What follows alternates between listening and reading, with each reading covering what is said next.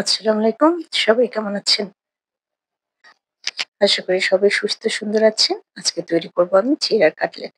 এখানে আমি ১ কাপ চিড়া নিয়েছি। এটা আমি ভালো করে পানি দিয়ে পরিষ্কার করে নেব। এটা আমি ১০ থেকে ১৫ মিনিটের মধ্যে ভিজিয়ে রেখেছিলাম। কতটা সফট হয়েছে।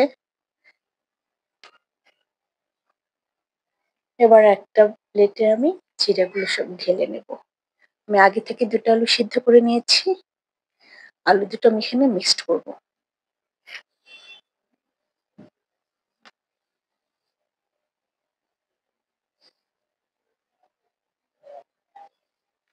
এরপর এখানে আমি লবণ, হলুদ, মরিচের গুঁড়া, কাঁচামরিচ কুচি, পেঁয়াজ কুচি, গরম মসলা গুঁড়া, এখানে টালা জিরা গুঁড়াও নিয়েছি আমি। এগুলো এখন ভালো করে মিক্সড করব। আমার হাতের কাছে কোনো পুদিনা পাতা, ধনেপাতা কিছুই ছিল না। এই যা ছিল তাই দিয়ে তৈরি করেছি। কিন্তু খেতে খারাপ হয়নি, অনেকটা মজা হয়েছিল।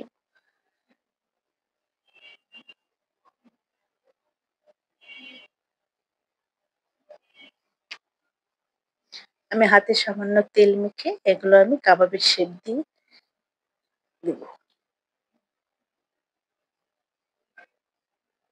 আপনারা এটা লম্বা করেও বানাতে পারেন, যার যেরকম ইচ্ছা।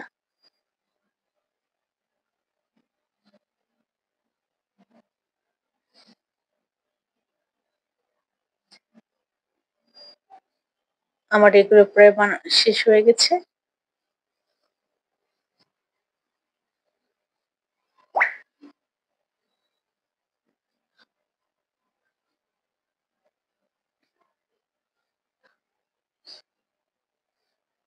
এখন এগুলো আমি একটা বাটিতে আমি সামান্য পরিমাণ ময়দা, লবণ আর একটু পানি দিয়ে মিক্সড করে নেব। আপনারা আটা দিতে পারেন।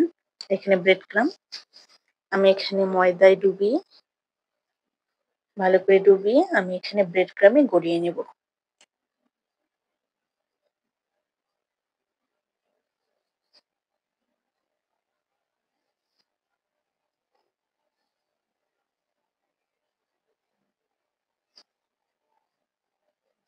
এভাবে আমি সবগুলো বানিয়ে নেব।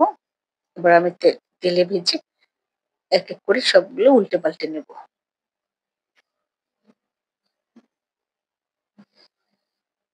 আজকের রেসিপিটি যদি আপনাদের কারো ভালো লেগে থাকে অবশ্যই বাসায় তৈরি করে দেখবেন। কত সহজে তৈরি হয়ে গেল আমার চিড়ার কাটলেট। আজকের রেসিপিটি যদি ভালো লেগে থাকে অবশ্যই কমেন্টে জানাবেন।